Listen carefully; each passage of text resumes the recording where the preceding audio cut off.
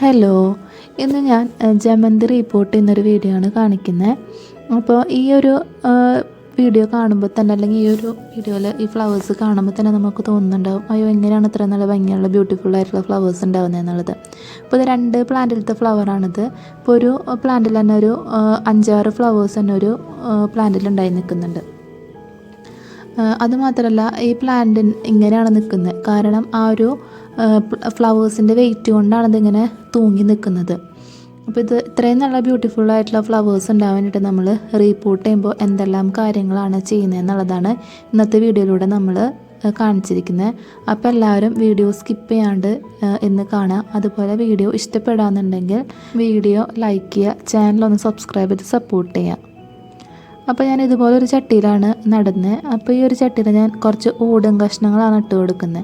ഈ ഓടും കഷ്ണങ്ങൾ ഇട്ട് കൊടുക്കുന്നത് എന്തിനാണെന്ന് വെച്ച് കഴിഞ്ഞാൽ, ഇപ്പോൾ നമ്മൾ വെള്ളം ഒഴിക്കുന്നത് കൂടിപ്പോയി കഴിഞ്ഞാൽ ഈ ഓടും കഷ്ണങ്ങൾ ആ വെള്ളത്തിനെ അബ്സോർബ് ചെയ്തിട്ടെടുക്കും. ഞാൻ കുറച്ച് മണ്ണിട്ട് കൊടുക്കുകയാണ് ചെയ്യുന്നത്. മണ്ണിട്ടതിന് ശേഷം അതിൻ്റെ മുകളിലേക്ക് കുറച്ച് കരിയിലകളാണ് ഇട്ട് കൊടുക്കുന്നത്. ഈ കരിയില ഞാൻ ഇട്ടിരിക്കുന്നത് കൂടുതലും ശീമക്കൊന്നയുടെ ഇലയാണ് കേട്ടോ ഇട്ടിരിക്കുന്നത്. ശീമക്കൊന്നയുടെ ഇലയിൽ ഒരുപാട് നൈട്രജൻ ഉള്ളത് കൊണ്ടാണ് ഞാൻ ശീമക്കൊന്നയുടെ ഇല ഇട്ടിരിക്കുന്നത്. അതിൻ്റെ മുകളിലേക്ക് കുറച്ച് മണ്ണിട്ട് കൊടുക്കുകയാണ്. അതിനുശേഷം ഞാൻ കുറച്ച് ചാണകപ്പൊടിയും കൂടിയും ഇതിലേക്ക് ഇട്ട് കൊടുക്കുന്നുണ്ട് വളമായിട്ട്. അതിൻ്റെ മുകളിൽ നിറച്ചിന് മണ്ണാണ് ഇട്ട് കൊടുക്കുന്നത്. ഫുള്ളായിട്ടും, അതായത് ചാണകപ്പൊടിയും അതുപോലെ തന്നെ ആ ഒരു ശീമക്കൊന്നയുടെ എല്ലുമൊക്കെ കവർ ചെയ്യുന്ന രീതിയിൽ നിറച്ച് മണ്ണിട്ട് കൊടുക്കുകയാണ്. മണ്ണെന്ന് പറയുമ്പോൾ ഇത് മണലോട് കൂടിയിട്ടുള്ള മണ്ണാണ് ഇട്ട് കൊടുക്കുന്നത്. ചെളി കളർന്നതോ അല്ലെങ്കിൽ വെള്ളം കെട്ടി നിൽക്കാത്ത രീതിയിലുള്ള മണ്ണാണ്. ഇപ്പോൾ നമ്മൾ ചെളി കൂടുതലുള്ള മണ്ണാണെങ്കിൽ വെള്ളം കെട്ടി നിൽക്കും, അപ്പോൾ പ്ലാന്റ് അഴുകി പോകാനുള്ള ചാൻസ് വളരെ കൂടുതലാണ്. അപ്പോൾ അതുകൊണ്ട് മണലോട് കൂടിയിട്ടുള്ള മണ്ണാണ് ഇട്ടിരിക്കുന്നത്. അപ്പോൾ ഇതാണ് നമ്മൾ പ്രൊപ്പോഗേറ്റ് ചെയ്തിട്ടുള്ള പ്ലാന്റ്. ഇതിലെല്ലാത്തിലും റൂട്ട് വന്നിട്ടുണ്ട്. ഈ പ്ലാന്റ് ഇതുപോലെ പ്രൊപ്പോഗേറ്റ് ചെയ്യുന്നൊരു വീഡിയോ ഞാൻ മുന്നേ ചെയ്തിട്ടുണ്ടായിരുന്നു, ചാനലിൽ അപ്ലോഡ് ചെയ്തിട്ടുണ്ട്. ഞാൻ എൻ്റെ ലിങ്ക് ഡിസ്ക്രിപ്ഷനിൽ കൊടുക്കാം. അപ്പോൾ നിങ്ങൾക്ക് താല്പര്യമുള്ളവരൊന്ന് കയറി കണ്ടു നോക്കാം. അപ്പോൾ എല്ലാത്തിലും നന്നായിട്ട് തന്നെ റൂട്ട് വന്നിട്ടുണ്ട്. പിന്നെ ഇതിൽ ആണെങ്കിൽ ഒരെണ്ണത്തിൽ തന്നെ ബഡും വന്നിട്ടുണ്ട്. അപ്പോൾ ഞാൻ ഇതുപോലെ ഇതിലിങ്ങനെ നട്ട് കൊടുക്കുകയാണ് ചെയ്യുന്നത്. നമ്മളിട്ട് കൊടുത്ത വളത്തിൽ ഇതിൻ്റെ വേര് തട്ടാത്ത രീതിയിൽ വേണം നമ്മൾ നട്ട് കൊടുക്കാനായിട്ട്.